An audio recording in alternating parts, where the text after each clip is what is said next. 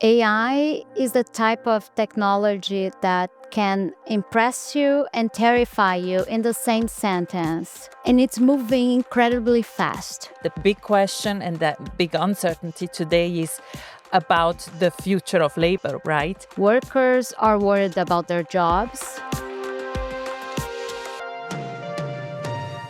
Hi, I'm Gabe Agostini, and this is The Big Picture, where we answer the big questions facing global credit markets. Today, we're diving into one of the fastest moving transformations in the world economy, AI. This March marks 3 years since ChatGPT first went public, introducing AI into the daily lives of millions and igniting a global race to build the infrastructure behind it. Now, many people believe technology like it has the potential to fundamentally transform the nature of work and the global economy as we know it. What does it mean for productivity, labor markets, and inequality? And what can governments do to manage the transition? To discuss these questions, I'd like to welcome Anna, Vice President from our Sustainable Finance team, Thanks for having me, Gabe. and Elisa Parisi-Capone, Vice President from our Sovereign Risk Group. Glad to be here. Anna, I'd like to start with you. Help us set the scene. What is AI and why are we talking about it now? Sure. AI is the type of technology that can impress you and terrify you in the same sentence. And this is different from past technologies because it doesn't just follow rules. It can actually create content, images, videos, text, and even analysis, right? And it's moving incredibly fast. It's already built into everyday's apps, so anyone with a smartphone has access to these tools. We're talking about it now because the momentum is huge. Workers are worried about their jobs. Companies are reorganizing how work gets done. And the hyperscalers are investing billions into new models, chips, and of course, the data centers.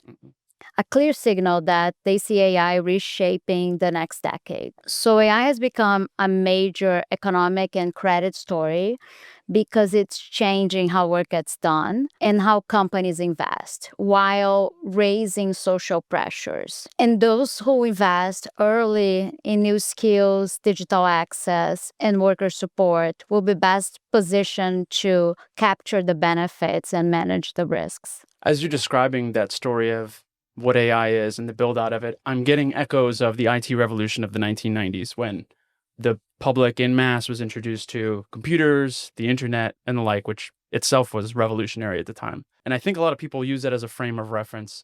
What's similar about this time and then? What's different about it? Yes, I'm going to pretend I don't remember back that time.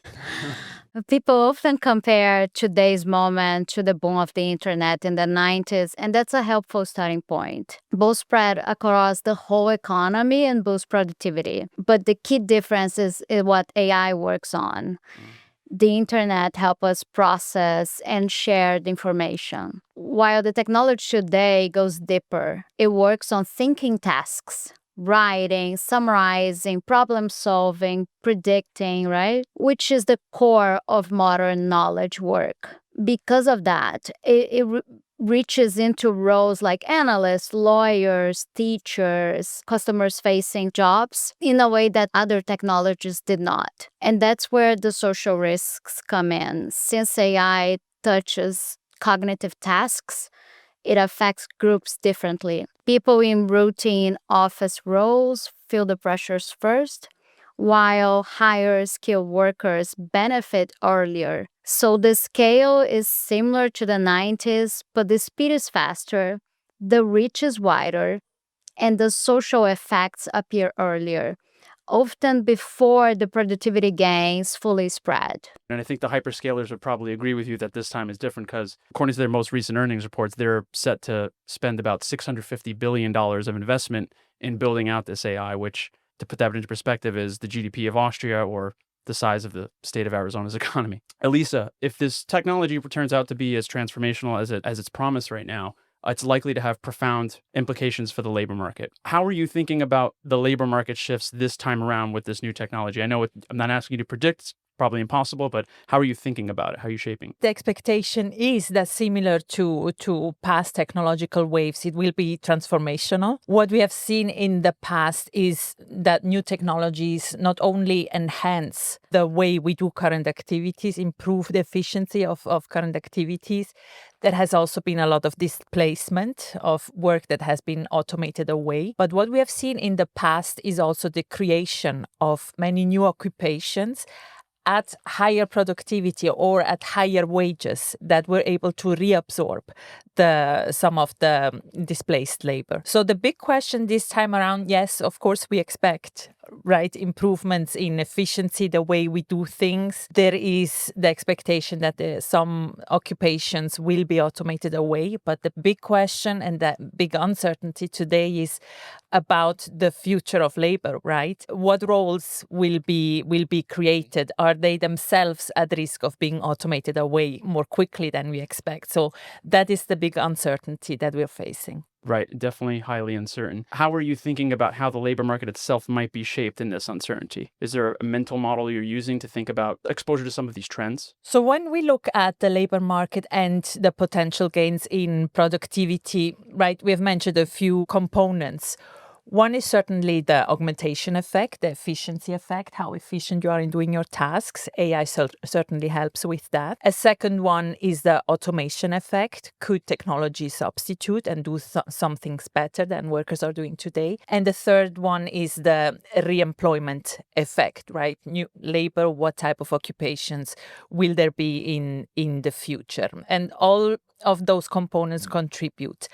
The way we look at it in the labor markets when we want to measure potential productivity gains, we look at labor markets across two dimensions mostly. One dimension is the exposure to AI, which occupations can benefit. And we also look at the degree of complementarity, right? Which occupations are most at risk of replacement. And when we look at labor markets across advanced economies and emerging markets, we see some differences there. We have seen that about a third of labor market of occupations in advanced economies are exposed to automation and about a third to augmentation, whereas in emerging markets, those shares are about half.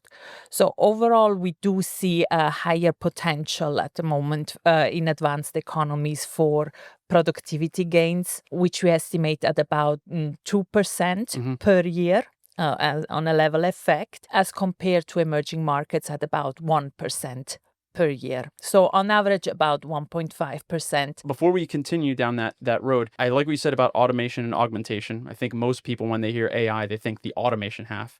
But what your framework is suggesting is that some workers, yes, they might be automated, but others might have their work enhanced by this technology and still maintain their job. Can you give us some examples of occupations that would be more likely to be automated, others that might be more likely to be augmented? Sure. When we look at occupations across the two dimensions that we mentioned, exposure and complementarity, we see, for instance, occupations that can benefit a lot from AI exposure and are not likely to be fully automated away, like, for instance, lawyers or CEOs, right? Those are occupations, those are roles that can really benefit from enhanced information processing and the work done by AI. Similarly, we can see some occupations where AI exposure is high, those that are more subject to automation. Those are, for instance, web developers.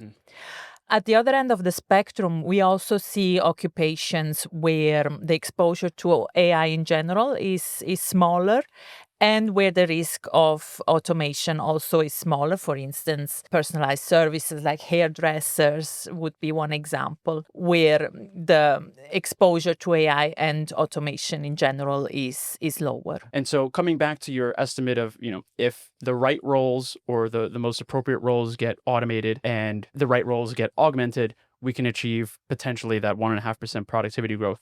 what might get in the way of actually achieving those full productivity benefits that you talked about? Indeed. So if we look at labor markets and the composition of labor markets, we look at in advanced economies, for instance, right, aging societies. In that case, AI can fill some gaps that might open up in the future. So in that sense, it would be a positive effect. On the other hand, there are some roles, some workers that might find it more difficult to be reemployed at higher wages or in new occupations, for instance, older workers whose occupation gets automated, or similarly, young workers, young labor entrants have prepared for a certain occupation that might be at risk of being automated. Mm-hmm. So in that sense, that can create labor market frictions, and that can impact some of the potential productivity gains, right? There is also a cost effect to it. Mm-hmm.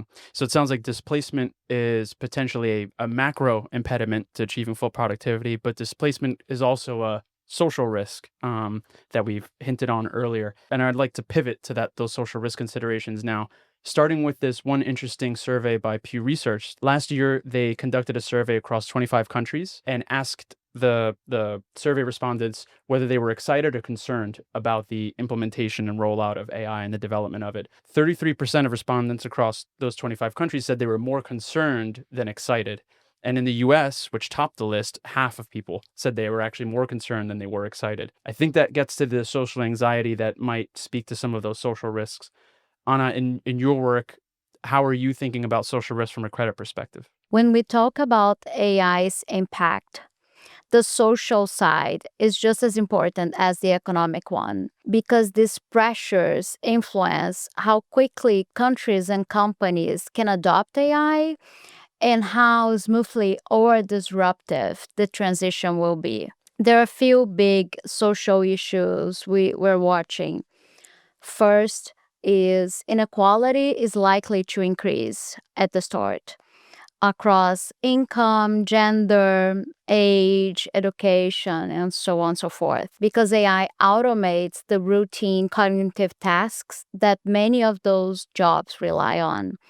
Second, if people or communities feel left behind, that can create broader social tensions, and that can spill into political risk, affecting economic stability, policy choices, just as we see in previous shocks. And third, the skills gap will widen because people will need digital and analytical skills much faster than education and training systems can provide. And finally, vulnerable groups such as women, older workers, migrants, gig workers, they are more exposed and they will need more support. So these aren't just social issues.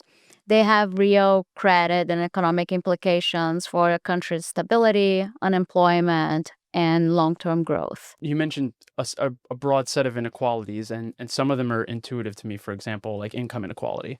I could see how lawyers, for example, might be able to use this new technology, augment their tasks, make them even more productive than they are right now, which would, in theory, boost the wages that they earn in their work and widen the income gap. How would it work from a gender perspective? Yes, so gender gaps will widen because women are overrepresented in jobs that AI automates first, such as clerical, office, administrative work, while early productivity boost goes to higher skilled technical jobs where women remain underrepresented. That's why we view the gender gaps increasing at the start. Got it. Got it. And so if you're a government trying to prepare for this change, diminish some of these inequalities, the chances of some of these inequalities widening, what are some options they have? Governments have a big role in shaping how smooth this transition can be. They can invest in training and retraining so workers can shift into new roles more easily. For example, in Singapore, the government offers unconditional training grants to adults to help them upskill or reskill at any point in their careers. They can also expand digital access, especially for lower income communities. They can also strengthen social protections, such as unemployment support, income assistance, and active labor market programs. Countries with stronger safety nets and better digital infrastructures will navigate this shift more smoothly and will be best positioned to benefit from this shift. Got it, got it. So it sounds like a mix of active labor market interventions like training and retraining programs, but also passive ones, making sure that a social safety net is robust enough to handle with some of these labor market frictions that you mentioned. And Elisa, coming back to you on some of these programs, these would be new policy measures that governments implement. How would you look at them from a sovereign credit perspective? Well, from a sovereign perspective, there is a balance of factors, right? One is certainly the economic improvements that would be based on productivity gains, such as higher economic growth. But the potential labor market impact could call for higher demand on social spending by governments. So that could have a fiscal impact. The social risks that Anna mentioned as well, they could develop into political risk. They could manifest in form of higher political polarization. So those are all effects that directly enter the sovereign credit profile. Well, the technology is rapidly transforming, and governments is certainly going to have a lot of on their hands to deal with. So in the meantime, we'll be paying close attention, I'm sure. I want to thank you both, Anna and Elisa, for joining me on the podcast today. Thanks for having us, Gabe. My pleasure.